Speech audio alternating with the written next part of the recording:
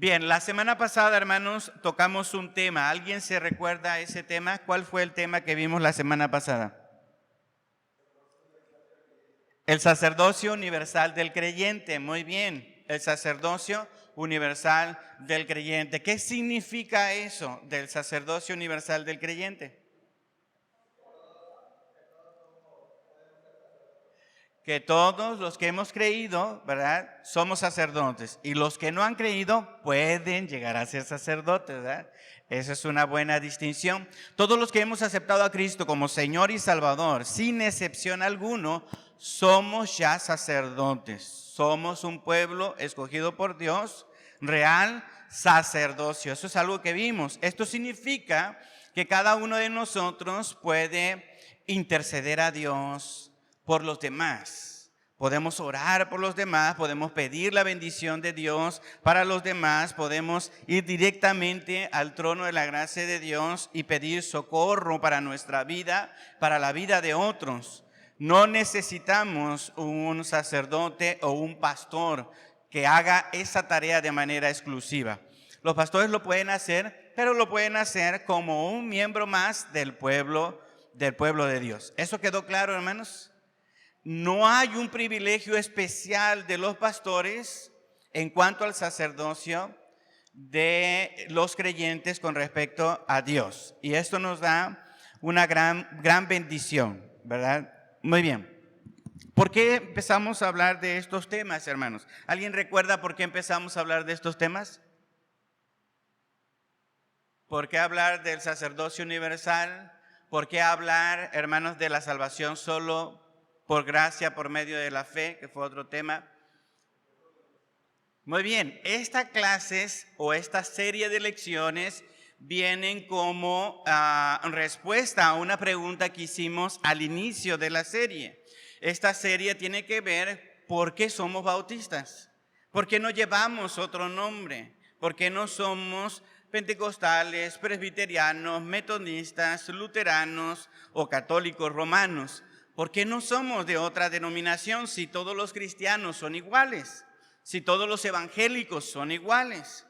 Y dijimos que era importante que nosotros aprendiéramos a distinguir quiénes somos como bautistas y hablar de las doctrinas y prácticas de la iglesia bautista, ¿verdad? Las doctrinas y las prácticas de los bautistas. Eso es lo que nos da identidad. ¿Qué es lo que nosotros creemos de manera, digamos, especial, de manera diferente? ¿Y qué es lo que nosotros practicamos también de manera diferente a otras denominaciones? ¿Y cuáles son las razones del por qué lo hacemos así? Eso es lo que nos distingue, ¿verdad? Todos nosotros debemos aprender por qué llegamos a esta iglesia y por qué no vamos a otra iglesia. No es porque nos quede cerca, ¿verdad? Porque a lo mejor en algunos de sus casos hay otras iglesias que les quedan cerca, de otras denominaciones. Pero bueno, lo que aquí se enseña y cómo se practica es la forma en la que nosotros hemos aprendido qué dice la palabra de Dios respecto a esas doctrinas y respecto a esas prácticas. Y eso es lo que hace que un bautista sea un bautista. Lo primero es que somos cristianos. Aceptamos a Cristo, ¿verdad?, como Señor y Salvador. Y dentro del gran abanico de cristianos existen las denominaciones. Y esas denominaciones tienen sus doctrinas y sus prácticas. Bien, hoy nos toca entonces hablar, hermanos, sobre el bautismo del creyente. Todos pueden ver ahí en la pantalla, ¿verdad? Bien, vamos entonces a ponernos de pie. Vamos a orar, hermanos, para que quede clara la palabra de Dios en nuestra mente. Puestos de pie, oramos. Padre Santo, en esta hora de la mañana, Señor, te alabamos y te bendecimos porque nos has hecho manifiesta, Señor, tu presencia en medio de nosotros durante la adoración, Señor, durante la lectura de tu palabra, en la interacción, Padre, de los que estamos aquí reunidos. Hemos visto que tu Santo Espíritu está con nosotros y por eso te alabamos y te bendecimos, Señor. Pero ahora que vamos a estudiar de tu palabra en este tema también como un distintivo, Señor, de nuestra denominación, queremos pedirte, Señor, que tu Santo Espíritu nos ilumine, que pueda abrir nuestra mente y también pueda abrir nuestro corazón a aceptar estas verdades que están en tu palabra, Señor. Que cada uno de nosotros, al revisar estos textos, al escuchar estas razones, podamos apreciarlas como verdades que debemos creer, Señor, y que debemos practicar. Te pedimos esto en el nombre de Cristo Jesús, nuestro Señor y Salvador. Amén. Muy bien, pueden tomar asiento, hermanos. Dice este texto de Romanos 6:4, porque somos sepultados juntamente con Él para muerte por el bautismo, a fin de que como Cristo resucitó de los muertos por la gloria del Padre, así también nosotros andemos en vida nueva. Esto es un texto súper, mega, archi, como dicen los jóvenes, ¿verdad? O no sé si todavía digan así. Bueno, en mi tiempo así decíamos.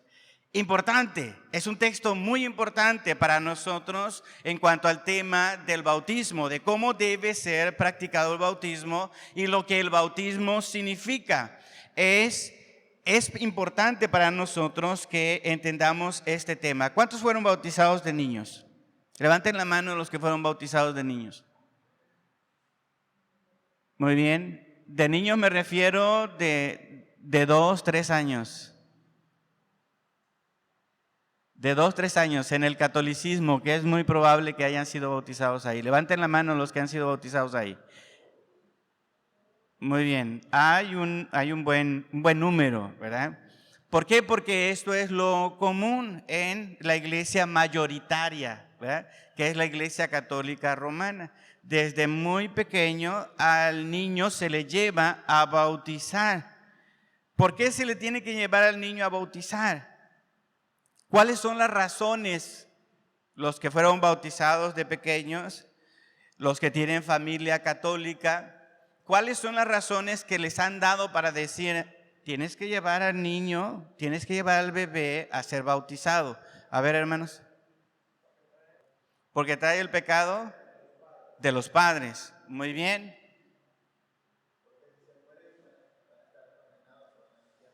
Porque si se mueren van a estar condenados. Sí, también hemos escuchado eso. ¿Ok? ¿Qué otras razones? Porque es un sacramento y todo católico debe cumplir con el sacramento. Muy bien. ¿Por qué otras razones? Porque hay que mocharle los cuernitos. ¿Han escuchado eso? Porque hay que tumbarle los cuernitos, ¿ya? Al niño.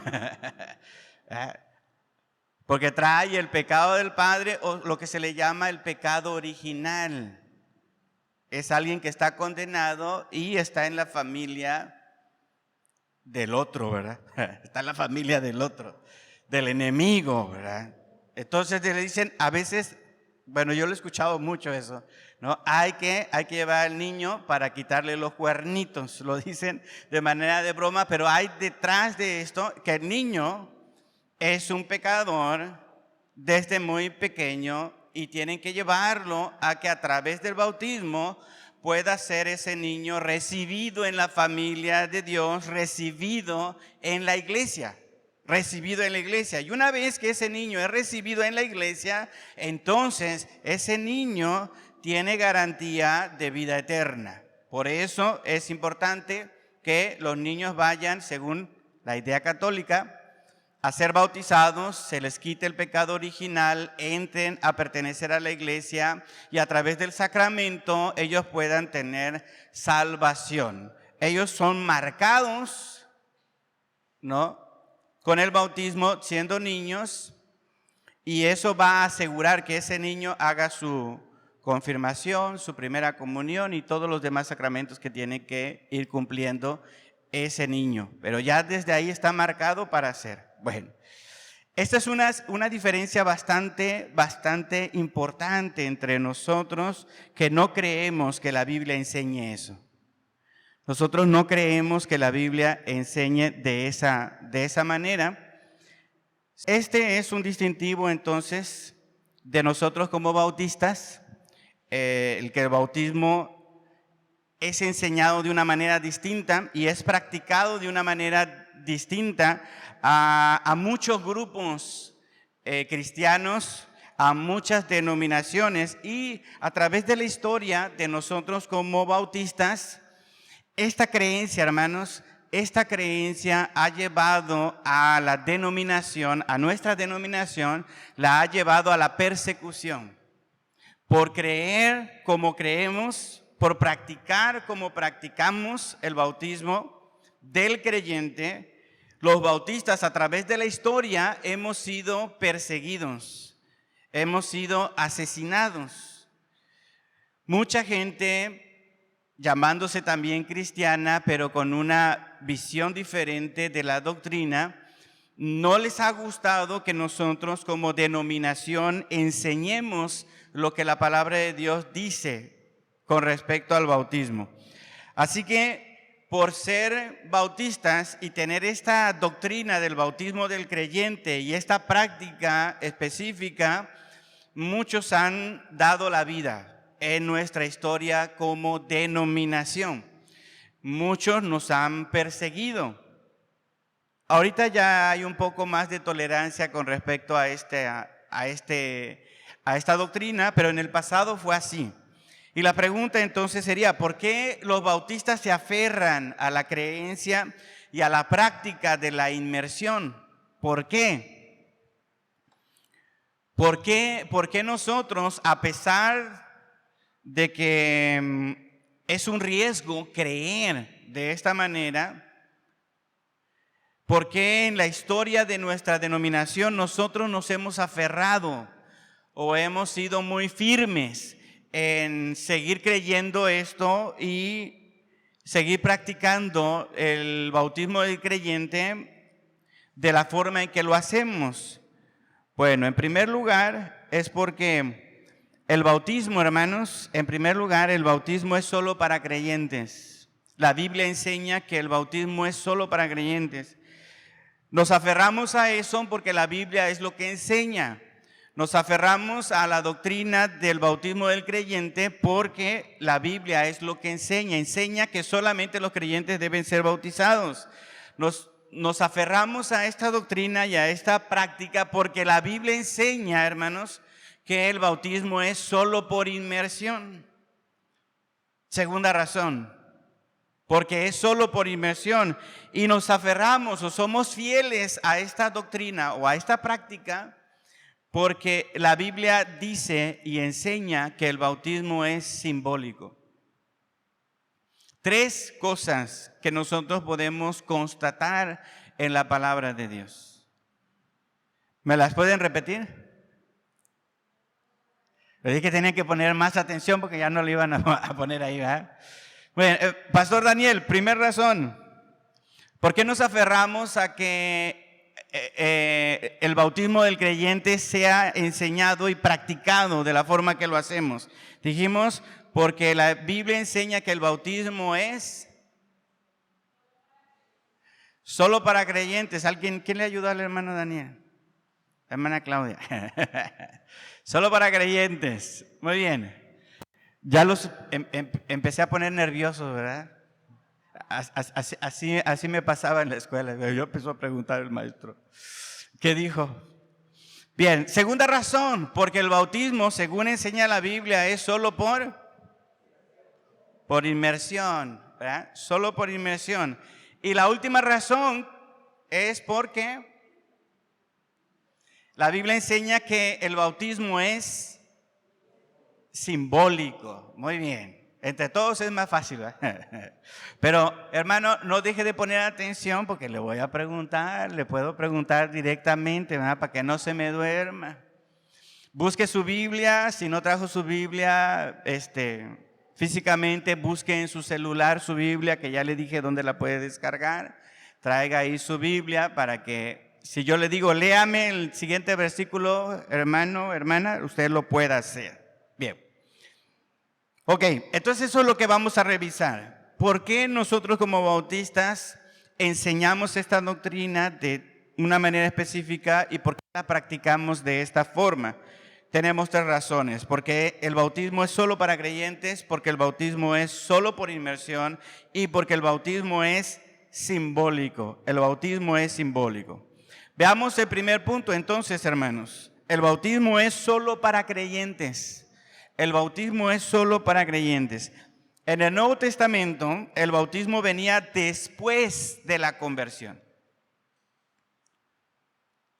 ¿Escuchó bien?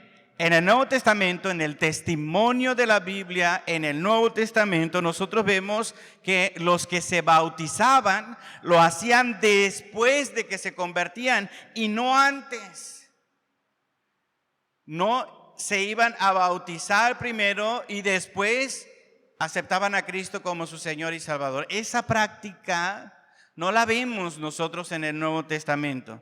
Lo que nosotros vemos en el Nuevo Testamento es que primero se convertían, es decir, primero escuchaban el mensaje, después aceptaban el mensaje, es decir, aceptaban a Cristo como su Señor y Salvador, y después entonces sí que venía el bautismo.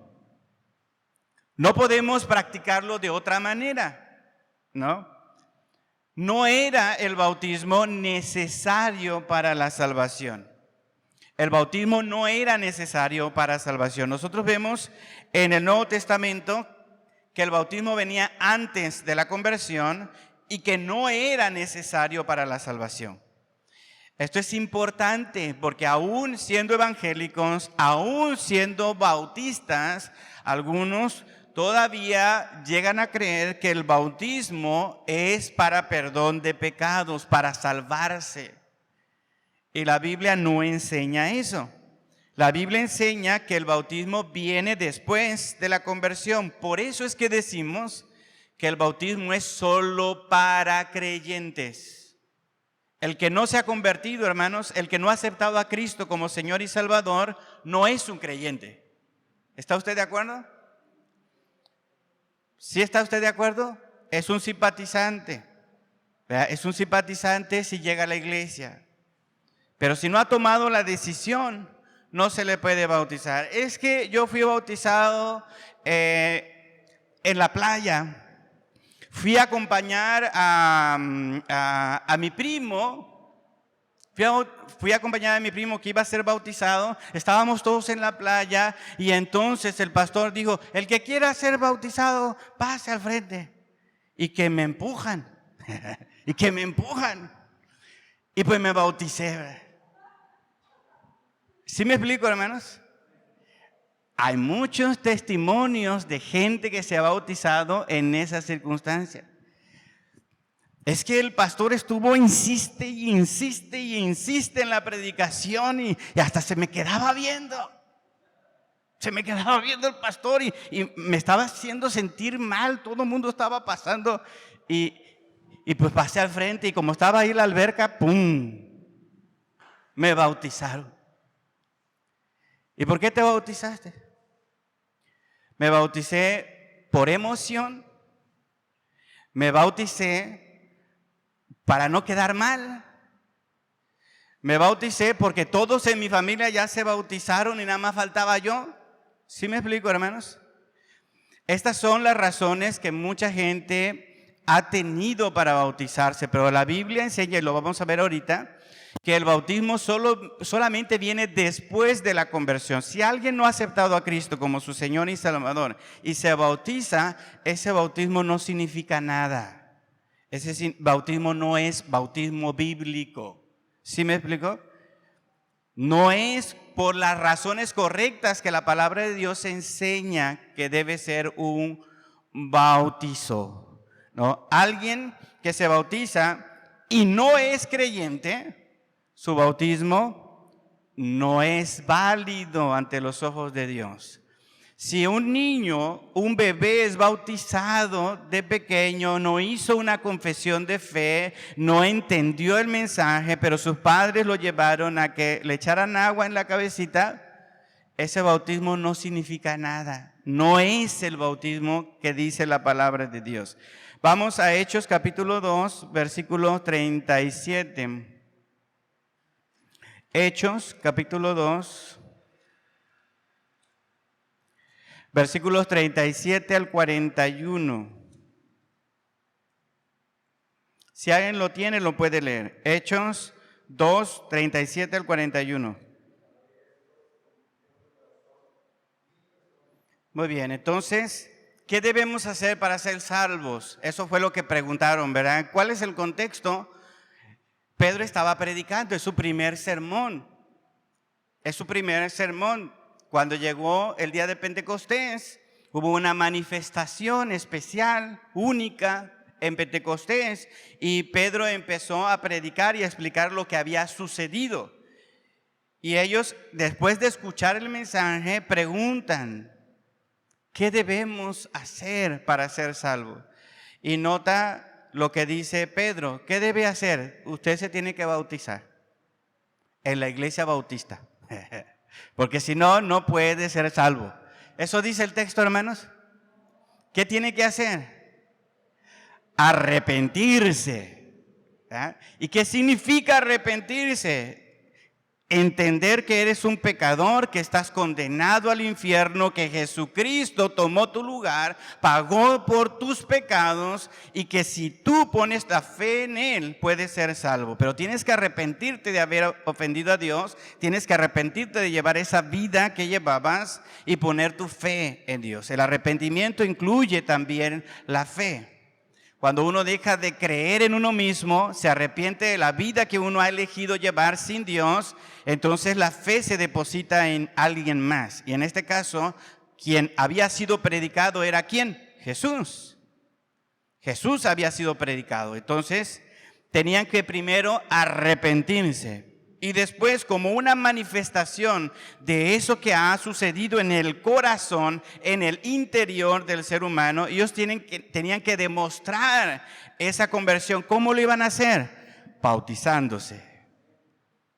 ¿Verdad? Bautizándose. A veces no entendemos la construcción gramatical que está en este texto y decimos, es que tenían que bautizarse para perdón de pecados. No, tenían que arrepentirse para el perdón de pecados y manifestarlo a través del bautismo. La construcción en español no nos ayuda mucho, pero en el texto original hay mucho más la intención que les estoy diciendo ahorita. ¿Sí, Pastor Daniel? Ok. Sí, el problema es que olvida el contexto. Casi siempre, hermanos, los errores de interpretación son errores del contexto. ¿Cuál es el contexto? Que ellos estaban preguntando, ¿qué está pasando con los cristianos? Están hablando en otros idiomas, lo que el texto dice que estaban hablando en lenguas, en otros idiomas. ¿Qué está pasando? Pues es el Espíritu Santo lo que está sucediendo. Y Pedro les explica, ¿no? Ese Espíritu Santo, ya hablamos sobre esto, ese Espíritu Santo que era prometido en el Antiguo Testamento, que iba a ser derramado sobre todo el pueblo, es lo que estaba sucediendo. Están ustedes atónitos, no saben lo que está sucediendo, pero a ustedes mismos les puede pasar el que el Espíritu Santo llegue a su vida. Eso es lo que está respondiendo aquí, ¿no? ¿Cómo puedo hacer que yo pueda hablar en otro idioma y testificar de Jesús? ¿Cómo lo puedo hacer? Ellos lo están haciendo. Pero yo, que no soy todavía creyente, estamos en el contexto del pasaje, ¿no? ¿Cómo lo puedo hacer yo? Entonces, Pedro les dice, tienen que arrepentirse. Arrepentirse. La clave está en arrepentirse y después bautizarse, la manifestación de lo que ha sucedido. Y si ustedes se arrepienten, entonces van a recibir el Espíritu Santo.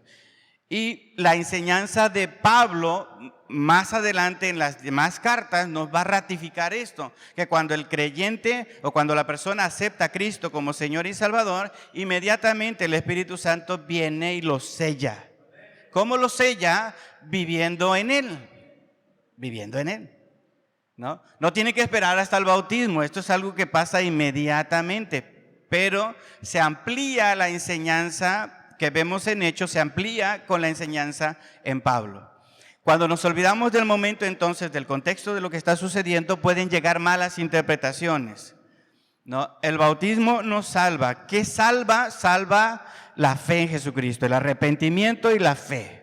El arrepentimiento y la fe. Vamos a otro texto para que podamos confirmarlo mejor. Hechos capítulo 8, versículo 36. 8:36 al 39. Dice, y yendo por el camino llegaron a cierta agua, y dijo el eunuco, aquí hay agua, ¿qué impide que yo sea bautizado? Noten la pregunta, ¿notan la pregunta? ¿Qué impide que yo sea bautizado? ¿Cómo puedo ser yo bautizado? ¿No? ¿Hay alguna restricción? Felipe le dijo, si crees de todo corazón, ¿qué, hermanos? Bien puedes. El único requisito para bautizarse entonces es ¿qué? Creer. No te puedes bautizar si no crees.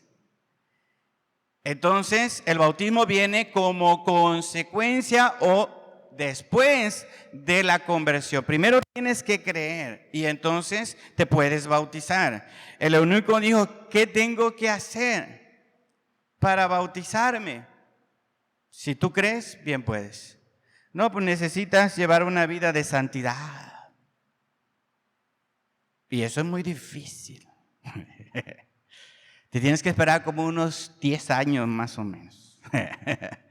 ¿No? ¿Se han escuchado eso? No, pues necesitas ser bautizado en el Espíritu y hablar en lenguas.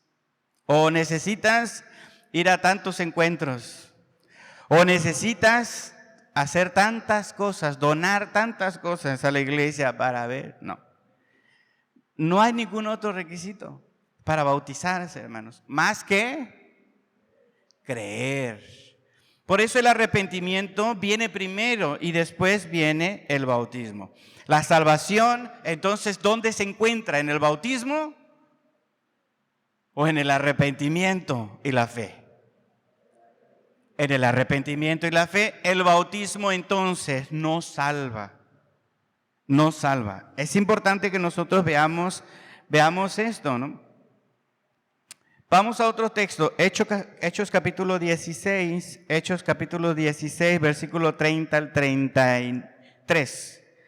Hermano José, Hechos 16, 30 al 36. Muy bien.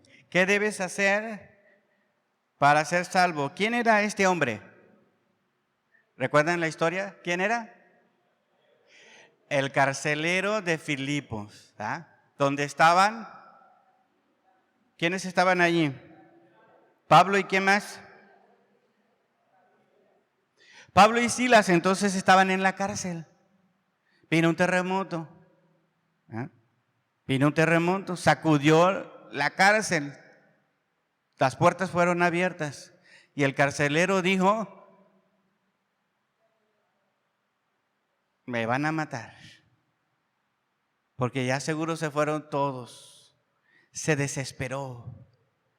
Se desesperó. La situación del carcelero de Filipos era una situación desesperante. Y clama, como todos lo hacemos, hermanos, cuando tenemos una situación desesperante. Clamamos. Y él clama y estaba ahí quien podía decirle cuál era la solución a su desesperación. Y le dijeron, tienes que creer en Jesús para ser salvo. Eso fue lo que le dijeron. En este pasaje queda más claro. ¿Se dan cuenta? Porque el bautismo viene después. Ahí se nota más. En ese pasaje se nota más que el bautismo viene después. El bautismo de él y toda su casa. Cuando se les habló y ellos en su casa también aceptaron a Cristo. Pero lo primero que le dijeron, o más bien lo único que le dijeron allí, en ese momento de angustia, en ese momento de clamor, fue, tienes que creer. Tienes que creer. No le dijeron, tienes que bautizarte. Tienes que creer, carcelero, y serás salvo. ¿Has creído? Entonces, manifiéstalo públicamente. Bien, creer en Jesús, hermanos, y seguirle siempre era voluntario. A nadie se lo obligaba. En estos textos ustedes pueden darse cuenta de eso. A nadie se lo obligó a ser un seguidor de Jesús. En algún momento de necesidad, en algún momento en el que su corazón estaba sensible, se les predicó la palabra y ellos decidieron voluntariamente aceptar a Cristo como Señor y Salvador. No podemos decirle a una persona, ¿verdad? Te vamos a salvar, aunque tú no quieras, te vamos a salvar. No podemos decirle eso a nadie. A nadie. Tiene que voluntariamente doblegar su orgullo y buscar al Señor. Voluntariamente. Por eso es que el bautismo es solo para creyentes. Los niños, hermanos, de bebés, no son expuestos al Evangelio. No se les puede salvar. ¿Sí me explico? He cumplido la media hora, hermanos. Bueno, dijimos que un poquito más, ¿verdad? ¿Dudas, preguntas hasta aquí? El bautismo es solo para creyentes. Hubo un personaje que tuvo que dejar un puesto muy importante, hermanos, hace algunos siglos atrás. Él se llamó Henry Dunster. Fue el primer presidente de la Universidad de Harvard. ¿Han escuchado de esta universidad? Fue el primer presidente de esta Universidad de Harvard. Fue obligado a dejar su puesto y fue desterrado de Cambridge por rehusarse a que sus hijos pequeños fueran bautizados en la iglesia estatal. En la iglesia estatal. Pueden buscarlo, Henry Dunster, primer presidente de la Universidad de Harvard. Él llegó a la convicción de que solamente se podían bautizar los creyentes. Y al llegar a esa convicción, los del Estado, las autoridades del Estado dijeron, bueno, danos el puesto de presidente y vete de aquí. Esto fue, hermanos, en 1653. ¿Cuál era la religión del Estado en ese entonces en Estados Unidos? ¿Mande? No. Él llegó a la convicción bautista, pero en el Estado no eran bautistas, en el Estado eran puritanos. Y esto es algo que quizá muy pocos saben, ¿no? Hay hombres de Dios en la iglesia puritana que son muy seguidos, venerados, ¿no? Como Jonathan Edwards, pero no tenía la doctrina en el bautismo igual que nosotros. Los puritanos bautizaban a los niños, ¿no? Por eso es que bautista es bautista, hermanos. ¿Sí me explico? Tiene una línea muy clara. Bueno, los puritanos entonces dijeron, no estamos de acuerdo con tu doctrina, vete. Segundo punto, el bautismo es solo por inmersión. Solo por inmersión. ¿Qué otros métodos hay? Por aspersión. ¿Y por qué? Por la cubeta. Ese es en la mojadera, creo. Ya viene ese tiempo. Bien, la palabra, hermanos, la palabra bautizo significa bañar, hundir o sumergir. Bautizar entonces significa bañar, hundir o sumergir. Eso es lo que significa la palabra en idioma original, en el griego. Juan el Bautista así lo hacía. Juan el Bautista bautizaba como por inmersión. Yo me estoy arriesgando mucho en esto que estoy diciendo. Porque algunos dicen, no puedes decir que Juan el Bautista bautizaba así. Pero sí lo puedo decir, porque la Biblia nos da esa orientación. No la indicación, pero sí la orientación. Mateo capítulo 3, hermanos. Mateo capítulo 3, versículos 13 al 17. Mateo capítulo 3, 13 al 17. Entonces Jesús vino de Galilea, Juan, al Jordán para ser bautizado por él, ¿no? Mas Juan se le oponía diciendo, yo necesito ser bautizado por ti y tú vienes a mí. Pero Jesús le respondió, deja ahora, porque así conviene que cumplamos toda justicia. Entonces le dejó. Y Jesús, después que fue bautizado, ¿qué dice, hermano Diego? Subió luego del agua. ¿Se da cuenta? Lo que dice ahí. Subió luego ¿de dónde? Y he aquí que los cielos fueron abiertos y lo vio el Espíritu de Dios que descendía y vio al Espíritu de Dios que descendía como paloma y venía sobre él. Aquí en esta palabra, y subió, algunos dicen es una palabra en su construcción muy general. ¿Subió de dónde? ¿Del río hacia el lugar alto? ¿Subió de lo mojado a lo seco? ¿Subió de lo profundo del agua hacia la superficie? Y el texto, hermanos, no nos dice con precisión a qué se refiere.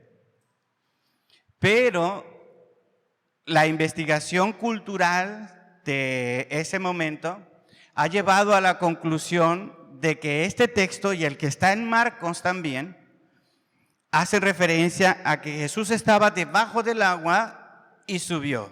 ¿Por qué? Porque las piletas que se usaban para el bautismo en aquel entonces eran piletas grandes, donde la gente se sumergía completamente. Los esenios que fueron descubiertos, una cuevas en Qumran, también tenían bautisterios allí. Y era muy probable que Juan tuviera esa influencia de este grupo, entre comillas, separatista de los esenios, y también tenían piletas donde sumergían a todas las personas y salían de nuevo. Así que la forma de bautizar echándole tantita agua al bebé no es la que nosotros podemos deducir de la palabra de Dios.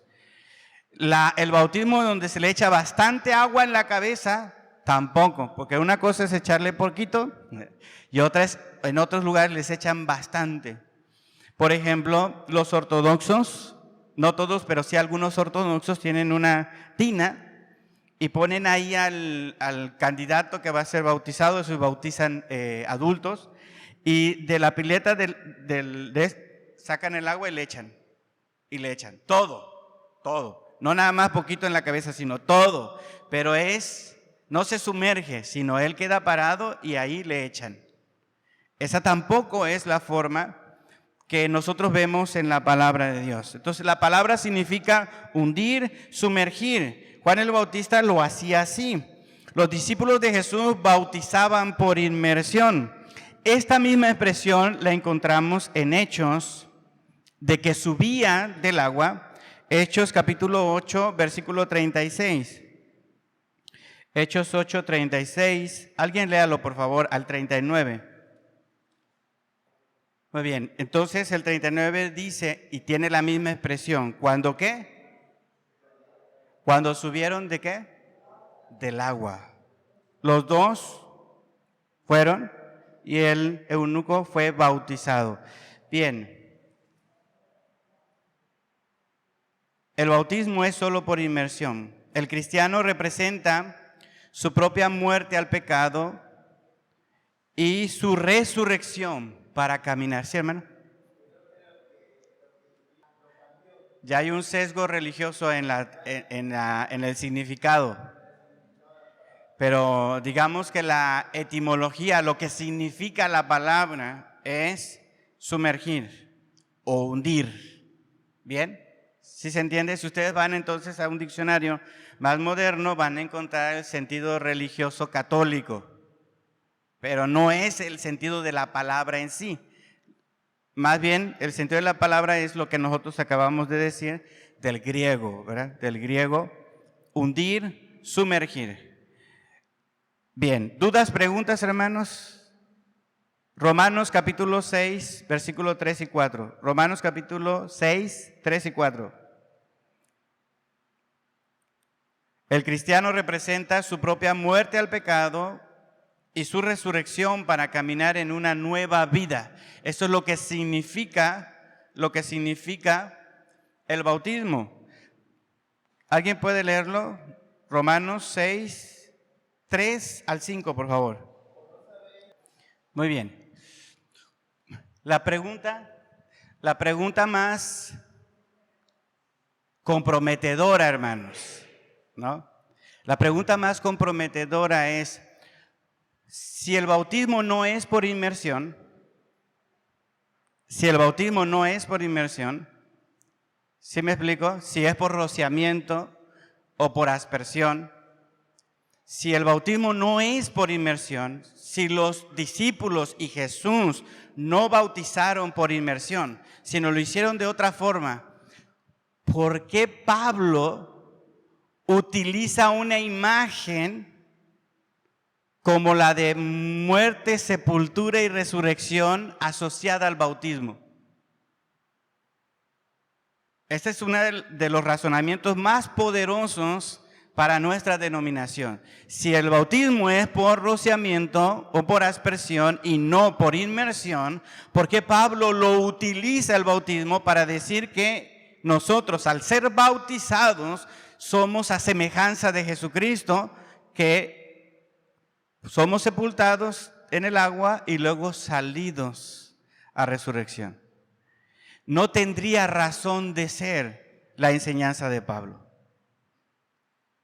Este es el argumento más sólido para el método del bautismo. Bien, si tienen dudas, hermanos, o alguna pregunta, anótenla para que no se les olvide y el próximo domingo vamos a resolverlas. Que el Señor les bendiga, hermanos.